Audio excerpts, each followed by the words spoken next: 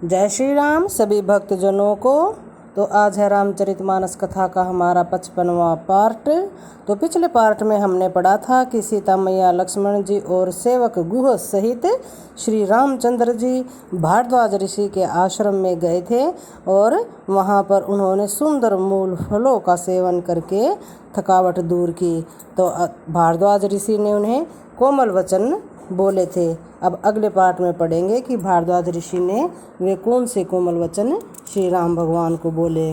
तो चलते हैं कथा की ओर आगे। तो भारद्वाज ऋषि बोले कि हे राम, आपका दर्शन करते ही आज मेरा तप, तीर्थ, सेवन और त्याग सफल हो गया है। आज मेरा जप, योग और वैराग्य सफल हो गया है और आज मेरे संपूर्ण शुभ साधनों का समुदाय भी सफल हो गया है। लाभ की सीमा और सुख की सीमा प्रभु के दर्शन को छोड़कर दूसरी कुछ भी नहीं है। आपके दर्शन से मेरी सब आशाएं पूर्ण हो गई हैं। अब आप कृपा करके यह वरदान दीजिए कि आपके चरण कमलों में मेरा स्वाभाविक प्रेम हो। जब तक कर्म, वचन और मन से छल छोड़कर मनुष्य आपका दास नहीं हो जाता है, तब तक करोड़ों उपाय करने से भी सौपन में भी वह सुख नहीं पाता है। मुनि के वचन सुनकर उनके भाव भक्ति के कारण आनंद से तृप्त हुए भगवान श्री रामचंद्र जी मतलब कि लीला की दृष्टि से देख रहे थे। भगवान श्री रामचंद्र जी सहकुचा गए। तब अपने ऐश्वर्य को छिपाते हुए श्री रामचंद्र जी ने भारद्वाज मुनि का सुंदर सुयश करोड़ों प्रकार से कहकर सबको सुनाया। उन्होंने कहा कि हे मुनीश्वर, जिसको आप आदर दे वही बड़ा है और वही सब गुण समूहों का घर है। इस प्रकार श्री रामचंद्र जी और मुनि भारद्वाज जी दोनों परस्पर विनम्र हो रहे हैं और अनिर्वचनीय सुख का अनुभव कर रहे हैं। यह श्री राम, लक्ष्मण और सीता जी के आने की खबर पाकर प्रयाग निवासी ब्रह्मचारी, तपस्वी, मुनि, सिद्ध और उदासी सब श्री दशरथ जी के सुंदर पुत्रों को देखने के लिए भारद्वाज ऋषि जी के आश्रम पर आ गए। श्री रामचंद्र जी ने सब किसी को प्रणाम किया। नेत्रों का लाभ पाकर सब आनंदित हो गए और परम सुख पाकर आशीर्वाद देने लगे। श्री राम जी के सौंदर्य की सराहना करते हुए वे लौटे।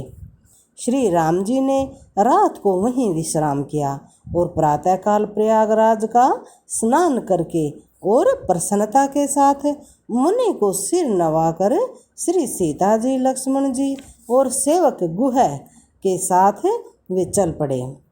चलते समय बड़े प्रेम से श्री राम जी ने मुनि से कहा कि हे नाथ, बताइए हम किस मार्ग से जाएं। मुनि मन में हंसकर श्री राम जी से कहते हैं कि आपके लिए सभी मार्ग सुगम हैं। फिर उनके साथ के लिए मुनि ने शिष्यों को बुला लिया। फिर श्री राम भगवान के साथ के लिए कि वे उनके साथ जाएं और उन्हें मार्ग दिखाएं। अपने शिष्यों को बुला लिया। साथ जाने की बात सुनते ही चित्त में हर्षित हो कोई 50 शिष्य आ गए कि हम भी जाएंगे राम के साथ, हम भी जाएंगे प्रभु के साथ। ये सोचकर सभी का श्री राम जी पर अपार प्रेम है। सभी कहते हैं कि मार्ग हमारा देखा हुआ है। तब मुनि ने चुनकर 4 ब्रह्मचारियों को साथ कर दिया, जिन्होंने बहुत जन्मों तक सब सुकृत पुण्य किए थे। श्री रघुनाथ जी प्रणाम कर और ऋषि की आज्ञा पाकर हृदय में बड़े ही आनंदित होकर चले।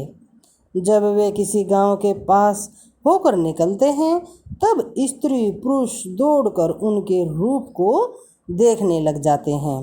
जन्म का फल पाकर वे सदा के अनाथ सनाथ हो जाते हैं और मन को नाथ के साथ भेजकर शरीर के साथ न रहने के कारण दुखी होकर लौट आते हैं। तदंतर श्री राम जी ने विनती करके चारों ब्रह्मचारियों को विदा कर दिया। वे मनचाही वस्तु अर्थात अनन्य भक्ति पाकर लौट गए। यमुना जी पार उतरकर सब ने यमुना जी के जल में स्नान किया, जो श्री रामचंद्र जी के शरीर के समान ही श्याम रंग का था। यमुना जी के किनारे पर रहने वाली स्त्री पुरुष यह सुनकर कि निषाद के साथ दो परम सुंदर सुकुमार नव युवक और एक परम सुंदरी स्त्री आ रही है, सब अपना अपना काम भूल कर दौड़ पड़े और श्री लक्ष्मण जी, श्री राम जी और सीता जी का सौंदर्य देखकर अपने भाग्य की बड़ाई करने लगे। उनके मन में परिचय जानने की बहुत सी लालसाएं भरी है, पर वे नाम गांव पूछते सहकुचाते हैं। उन लोगों में जो वयोवृद्ध और चतुर थे, उन्होंने युक्ति से श्री रामचंद्र जी को पहचान लिया। उन्होंने सब कथा सब लोगों को सुनाई कि पिता की आज्ञा पाकर ये वन को चले हैं। यह सुनकर सब लोग दुखित हो पछता रहे हैं कि रानी राजा ने अच्छा नहीं किया। उसी अवसर पर वहाँ एक तपस्वी आया, जो तेज का पुंज छोटी अवस्था का और सुंदर था। उसकी गति कवि नहीं जानते, अथवा वह कवि था जो अपना परिचय नहीं देना चाहता। वह वैरागी के वेश में था और मन वचन तथा कर्म से श्री रामचंद्र जी का प्रेमी था। यह अप्रासंगिक और ऊपर से जोड़ा हुआ सा जान पड़ता था। इस तेज पुंज तापस के प्रसंग को कुछ टिका कर क्षेपक मानते हैं और कुछ लोगों के देखने में यह ऊपर से जोड़ा हुआ सा जान भी पड़ता है, परंतु यह सभी प्राचीन प्रतियों में है। गोसाई जी अलौकिक अनुभवी पुरुष थे। पता नहीं यहाँ इस प्रसंग के रखने में क्या रहस्य है, परंतु यह आक्षेप तो नहीं है। यह तापस को जब कवि अलखित गति कहते हैं, तब निश्चय पूर्वक कौन क्या कह सकता है। हमारी समझ से ये तापस या तो हनुमान जी थे अथवा ध्यानस्थ तुलसीदास जी थे। अपने इष्ट देव को पहचान कर उसके नेत्रों में जल भर आया और शरीर पुलकित हो गया। वह दंड की भांति पृथ्वी पर गिर पड़ा। उसकी प्रेम विहल दशा का वर्णन ही नहीं किया जा सकता। श्री राम जी ने प्रेम पूर्वक पुलकित होकर सबको हृदय से लगा लिया। उसे इतना आनंद हुआ मानो कोई महादरिद्री मनुष्य पारस पा गया हो। सब कोई देखने वाले कहने लगे कि मानो प्रेम और परमार्थ परम तत्व दोनों शरीर धारण करके मिल रहे हैं। फिर वह लक्ष्मण जी के चरणों लगा, अर्थात श्री लक्ष्मण भगवान के चरण लगा। उन्होंने प्रेम से उमंग कर उसको उठा लिया। फिर उसने सीता जी की चरण धूलि को अपने सिर पर धारण कर लिया। माता सीता जी ने भी उसको अपना छोटा बच्चा जानकर ढेरों आशीर्वाद दिए। फिर निषाद राज ने उसको दंडवत की। श्री रामचंद्र जी का प्रेमी जानकर वह उस निषाद से आनंदित होकर मिला। वह तपस्वी अपने नेत्र रूपी दोनों से श्री राम जी की सौंदर्य सुधा का पान करने लगा और ऐसा आनंदित हुआ जैसे कोई भूखा आदमी सुंदर भोजन पाकर आनंदित होता है। इधर गांव की स्त्रियां कह रही हैं कि हे सखी, कहो तो वे माता पिता कैसे हैं जिन्होंने ऐसे सुंदर सुकुमार बालकों को वन में भेज दिया।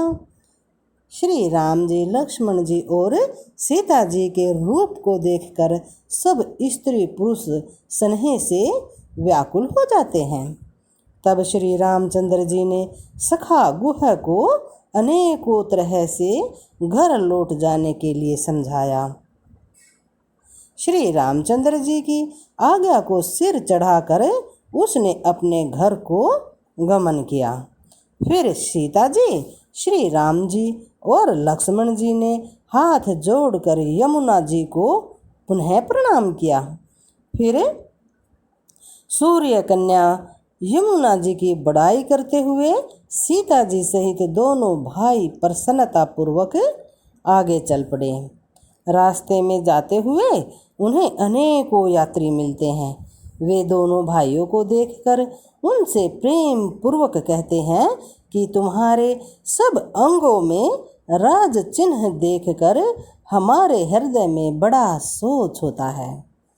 तो आज के लिए इतना ही, बाकी कल पढ़ेंगे।